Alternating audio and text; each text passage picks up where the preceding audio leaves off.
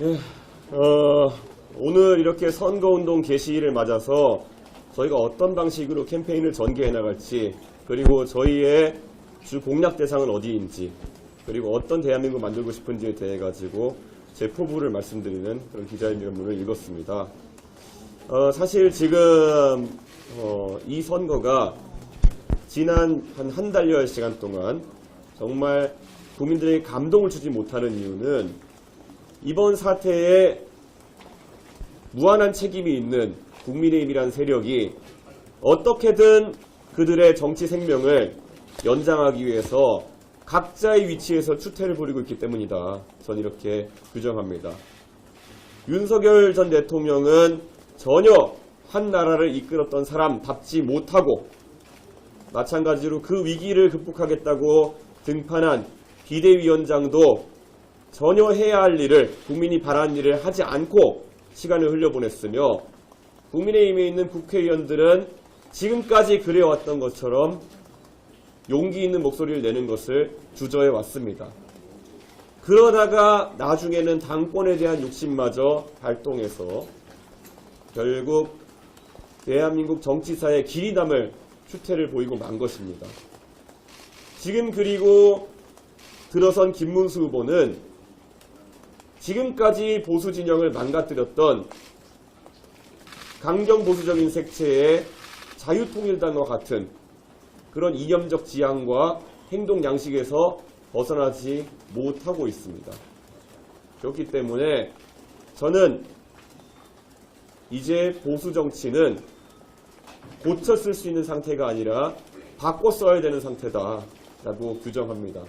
그리고 완전히 새로운 방법으로, 새로운 주체로 바꿔서 이재명 후보가 내세우는 포퓰리즘, 즉 대한민국을 망가뜨릴 것이라고 많은 사람들이 우려하는 그 포퓰리즘을 막아세울 수밖에 없다라는 결론에 이르렀습니다. 그래서 정말 22일의 남은 기간 동안 개혁신당이 가진 여러 부족한 여건에도 불구하고 결국 바람을 일으키는 수밖에 없습니다.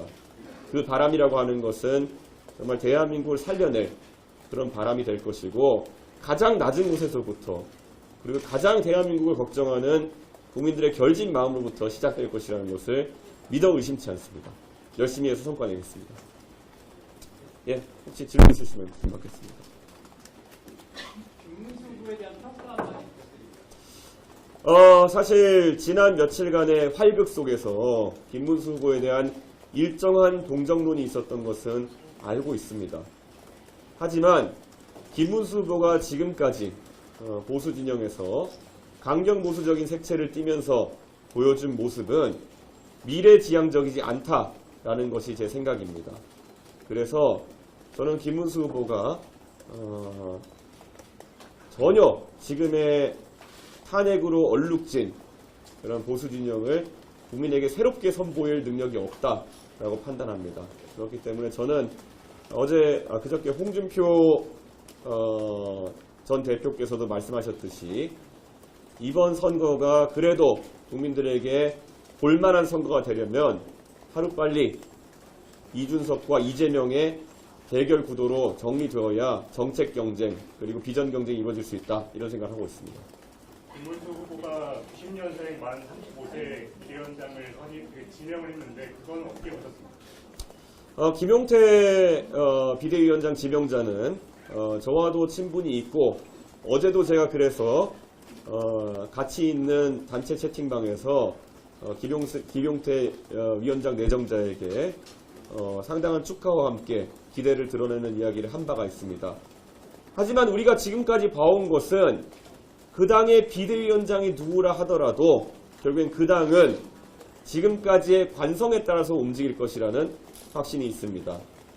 선출되었던 당대표이고 대통령 선거와 지방선거를 승리로 이끌었던 저도 그들의 기득권에 쓰러졌는데, 저는 그리고 이번에는 그 강경 우파적 경향성이 더 강해진 상황 속에서 김용태 비대위원장 내정자의 역할은 제한적일 것이라고 생각합니다. 그래서 저는 국민의힘의 장기적인 변화, 그런 비전이 없는 상태에서의 그런 대선용 인선이라고 하는 것은 큰 의미는 없다 이런 생각을 합니다. 네, 기자님. 그 동탄 모델 계속 이야기하시면서 승리할 거라고 다시 하시는데 혹시 목표하시는 득표율이 있는지 하나가 궁금하고요.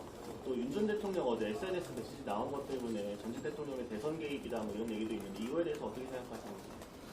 동탄 모델이 동작하는 데 있어서는 결국 1위를 달리고 있는 후보의 지지율이 동탄에서 56%쯤에서 39%까지 떨어지듯이 결국 이재명 후보의 위험성에 대해서 많은 국민들이 공감하는 것이 중요합니다. 그래서 아까 기자회견문에서 얘기했던 것처럼 행정권을 가진 만약 대통령이 190석에 달한 입법권까지 가지고 있고 그 사람이 만약에 사법권까지 겁박하려고 하는 태도를 가지고 있다 한다면은 이것은 독재 기도의 사전적 정의에 해당합니다. 그런 위험성을 우리 국민들께 잘 알아주신다면은 결국 민주당 후보의 지지율이 지금보다 낮아질 것이다 라는 생각을 하고 있고요. 그 동탄 모델 하나에서 또 하나의 요체는 미래를 지향할 수 없는 국민의힘의 득표율이 20% 이하로 묶이는 것입니다. 그렇게 됐을 때 4대 4대 2의 구도가 형성되면서 동탄 주민의 현명한 선택으로 제가 당선될 수 있었던 것이 바로 동탄 모델입니다. 그래서 만약에 이재명 후보의 그런 독주를 견제하고 싶은 국민들이 계시다면은 우선 4대 4대 2의 구도를 빨리 만들어주시는 것이 중요하다. 현실적으로 국민의힘이 10% 밑으로 떨어지는 것은 불가능할 것입니다. 그렇기 때문에 빨리 20% 밑으로 국민의힘 후보의 득표율을 제한해 주시면 그게 동탄 모델에 대한 1단계가 구축되는 것입니다. 그리고 아까도 말했듯이 윤석열 전 대통령의 지금 선거에 대한 여러 가지 메시지는 윤석열 전 대통령 본인에게도 바람직하지 않고 그리고 그래도 대통령을 지냈던 사람의 품격에 맞지 않는다. 지금 들어서 본인의 망상으로 촉발된 대한민국의 중차대한 위기에 대해 가지고 반성하면서 자숙하기를 기대하고 또 요구하겠습니다. 네, 이런. 이번 대선이 이재명 대 이준석 후보가 재경영이라는 말은 국민의힘과 만약에 단일화를 한다고 하면 후보님으로 하는 방향은 열려 있다는 말이죠. 저는 저의 그런 단일화나 이런 것에 대한 움직임이 유권자들에게 매우 우려를 낳을 것이다 라고 생각합니다. 지난 동탄 선거에서도 결국 저에게 이기려면은 양자로 가야 되는 것이 아니냐라는 여러 가지의 유혹을 사실 국민의힘 측에서 던졌지만은 저는 단 한 번도 거기에 응한 적이 없습니다. 그것은 지금 대한민국의 이 탄핵과 관련된 여론에서 탄핵 반대파에 해당하는 국민의힘과 손을 잡는 순간 과반을 얻을 방법이 없기 때문이다. 이렇게 선명하게 말씀드리겠습니다. 국민의힘에 있는 후보들은 당권 투쟁이 목표이기 때문에 그런 선택을 할 수 있을지 모르겠지만 저는 정권 교체, 세대 교체, 시대 교체 이 세 가지 교체를 이뤄내야 되는 숙명을 가진 그런 사명감을 가진 후보이기 때문에 길이 좁아 보이더라도 이길 수 있는 가능성이 살아있는 방향으로 선택을 할 것입니다. 그래서 저는 단일화는 결코 불가능하다. 어떤 방식으로든 그렇게 생각하고요. 실제로 지난 총선을 보면 경기 남부 지역에 약 40여 개의 선거구가 있습니다. 그런데 결국 이천이라든지 분당이라든지 이런 국민의힘의 절대 우세 지역을 제외한 곳에서는 양자로 붙었던 국민의힘 후보들이 전부 지고 개혁신당으로 당당하게 나섰던 저만 경기 남부 지역에서 승리를 만들어냈습니다. 양자 구도가 3자 구도에 비해서 나을 것이 없다. 결국 진정성과 그리고 선명함으로 승부하는 것이 정답이다라는 것을 깨우쳐주는 그런 통계적 결과가 아닐까 생각합니다. 대표님 출마한 원문에서 좌도 아니고 우도 아니고 앞으로 가겠다고 하셨는데 어떤 의미이신가요? 저는 대한민국이 좌우로 갈려서 특히 두 가지 색깔밖에 존재하지 않는 것처럼 양당이 몰아갔기 때문에 무슨 프로야구팀 응원하듯이 이런 정당을 응원하는 문화 속에서 극한 대립이 벌어졌다 이런 생각을 합니다. 그런데 양당 모두 그러면 보수의 가치나 진보의 가치를 정확히 드러내가지고 정책을 펼쳤느냐? 그것도 아닙니다. 결국 보수 진영에 하는 곳은 누군가를 감옥에 넣기 위한 정치적 투쟁, 또 진보 진영에서는 방탄하기 위한 정치적 투쟁, 이런 것들로 시간을 보내왔던 것이 사실입니다. 그런데 앞으로 가는 것은 선명하게 다른 방향이라고 저는 생각합니다. 저는 제가 정치를 하면서 진영 논리에 휩쓸리기보다는 대한민국을 위해 필요한 제언들을 해오면서 정치해왔다고 생각합니다. 노인 무임승차에 대해서도 그것이 결코 신생정당인 개혁신당의 표에는 도움이 되지 않을 수도 있지만 대한민국의 미래를 위해서는 누군가 이야기해야 된다고 생각해서 꾸준히 지적해왔던 것이고, 최근에 드러난 것은 역시 개혁신당과 이준석이 옳았다라는 이야기를 들을 정도로 지하철 요금 관련한 여러 가지 상황은 악화되고 있습니다. 그것 외에도 전장위원이라는 단체가 부적절한 방법으로 서울 시민들의 발을 잡아주는 방식으로 자기네 뜻을 관철하려고 했을 때 주장은 어떻게든 해도 관계없으나 그 방식이 틀렸다는 지적을 해온 것도 결국엔 꼭 필요한 주장이었다고 생각합니다.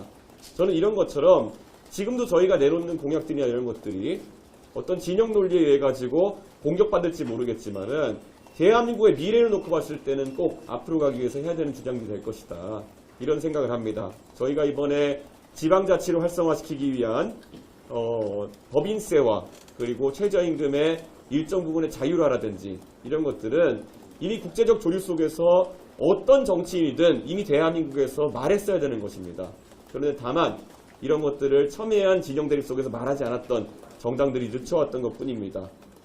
오늘 제가 선거운동의 시작점을 정말 지금까지는 대한민국의 수출 산업을 이끌었지만 최근에 러스트벨트로 분류될 정도로 산업이 쇠락하고 있는 여수 국가산업단지로 고른 것도 할 말은 하겠다는 취지이고, 그 할 말이라는 것은 양당이 두려워서 하지 못했던 정확한 해법을 내겠다는 의지다. 그게 바로 앞으로 가는 방법이다. 이렇게 설명드리겠습니다. 네. 또 혹시 질문 있으신가요? 네. 실제로 홍준표 후보께 제가 홍준표 후보는 정치적인 휴지기를 가진다고 하셨기 때문에 후보님 캠프에서 특정한 인사들이 좀 도움을 줄 수 있냐 해서 홍준표 후보님이 한 2명의 3명 정도를 아주 긍정적으로 말씀해 주셔가지고 홍준표 후보님 직접 그분들에게 의사도 전달하셨고 그분들이 각자의 현재 위치에서 좀 정리하는 시간을 갖고 있는 상태입니다. 그렇기 때문에 곧 그런 인선을 발표할 수 있을 것으로 예상됩니다. 선생님 방금 이야기해주신 거 제외하고 이재명 후보와 김문수 후보와 차별점을 두신 게또 다른 건 이유는? 이제 공약이나 이런 것들은 선명하게 차이가 날 것이고요. 외람되게도 김문수 후보 측 공약은 저희가 아직까지 파악이 좀 어려운 상태입니다. 그래서 그런 차별점은 차차 선거가 진행되면서 국민들께 전달드릴 수 있도록 하고요. 오늘 제가 아침 라디오 방송에 가서 이렇게 이야기했습니다. 지금 대한민국의 미래를 준비하면서 아이를 키우고 계신 그런 유권자분들께 딱 이 선명한 대비를 보여드리려고 했습니다. 만약에 지금 아이를 키우면서 아이에게 우리 아이가 이렇게 자라야 된다 라는 하나의 롤모델을 설정하고 싶다면은 그것이 과연 기호 1번 이재명 후보입니까?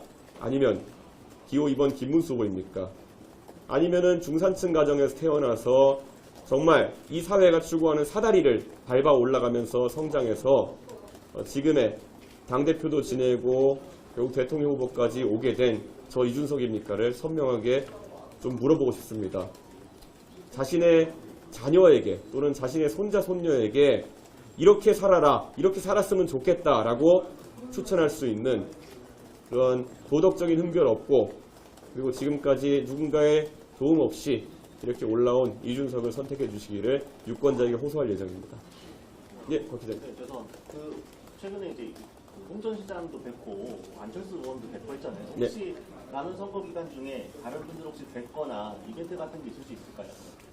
당연히 그런 시도는 할 것이고요. 하지만 제가 원래 정치하면서 다른 사람한테 패 끼치는 걸 좀 싫어합니다. 그래가지고 지금 홍준표 시장님이야 어차피 정치에서 잠시 휴직을 갖겠다 선언하시고 탈당까지 하신 상황이기 때문에 제가 좀 적극적으로 말씀을 드릴 수 있었던 것이고요.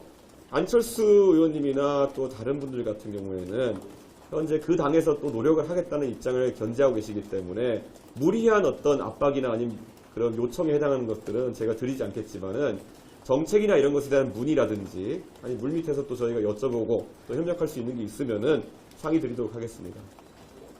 네, 여기까지 하겠습니다. 네, 감사합니다.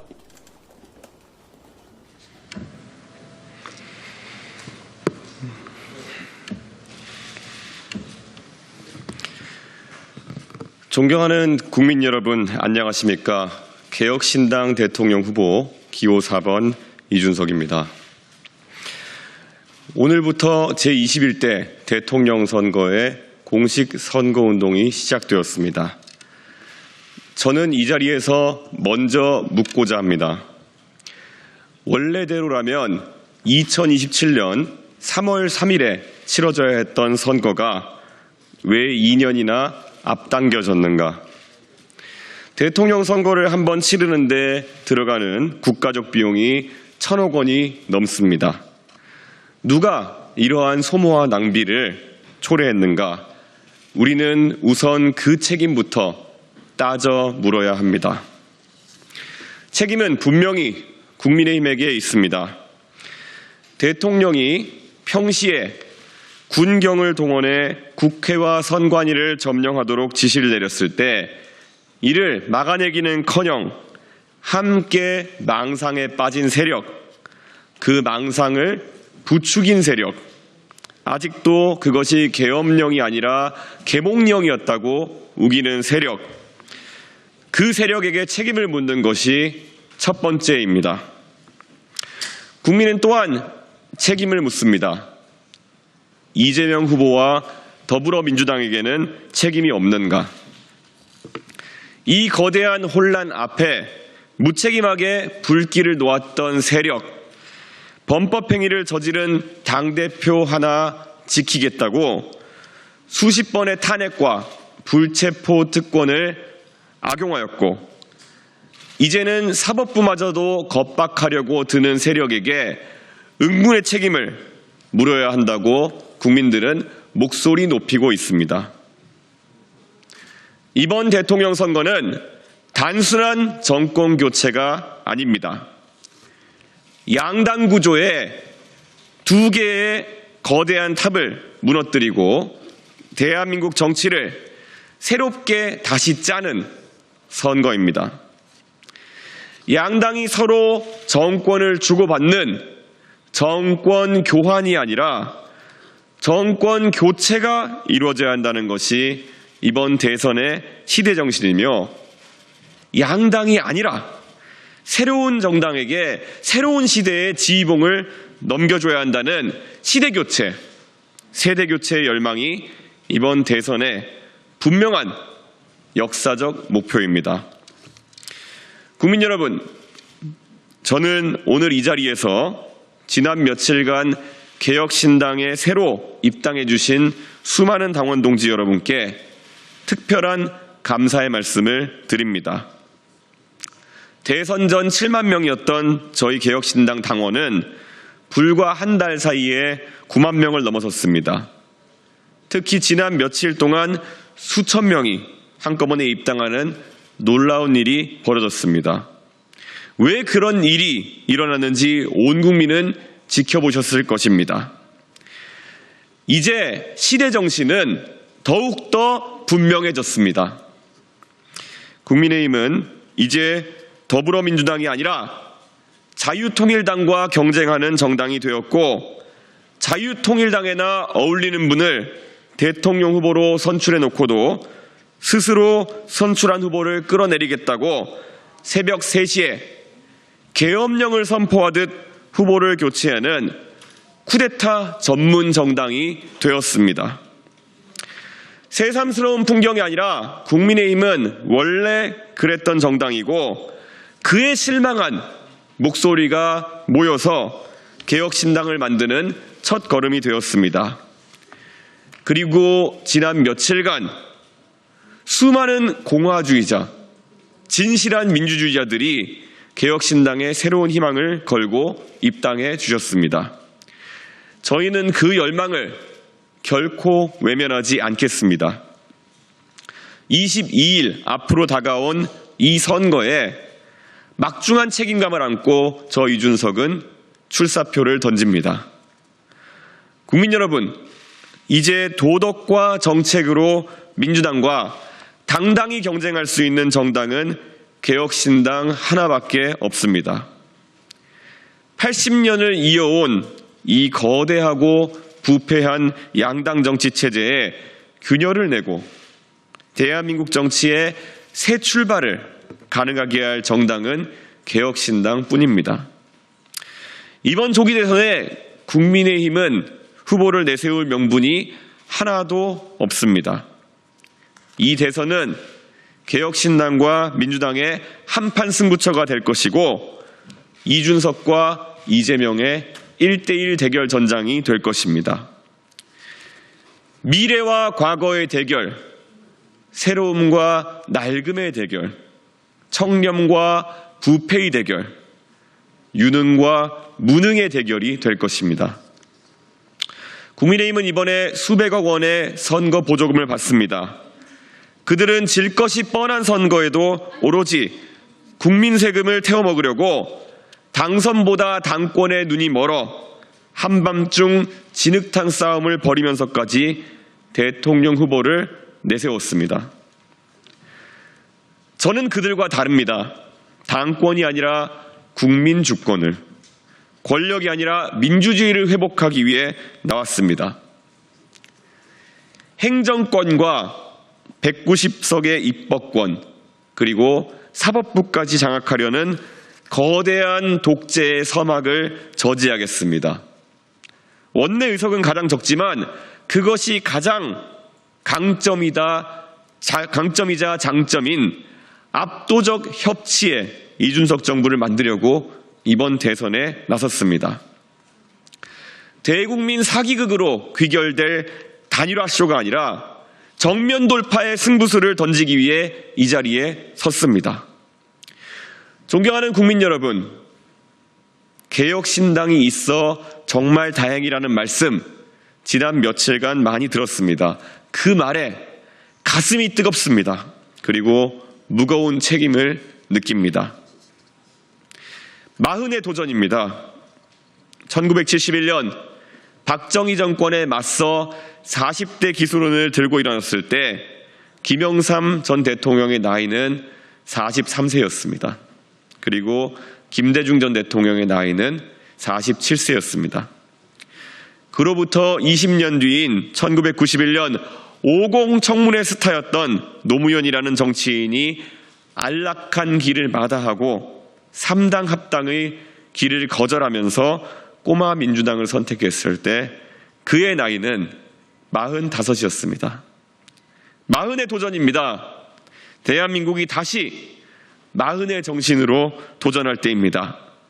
김영삼, 김대중, 그리고 노무현의 길, 그들의 용기를 다시 계승하는 이준석의 도전이 오늘부터 시작됩니다. 산을 움직이는 사람은 작은 돌을 드러내는 것에서부터 시작한다는 옛 성현들의 말씀을 잊지 않겠습니다. 저는 오늘 그 첫 돌을 드러내면서 선거운동을 시작합니다. 6월 3일입니다. 여러분의 현명한 새로운 선택을 기대합니다.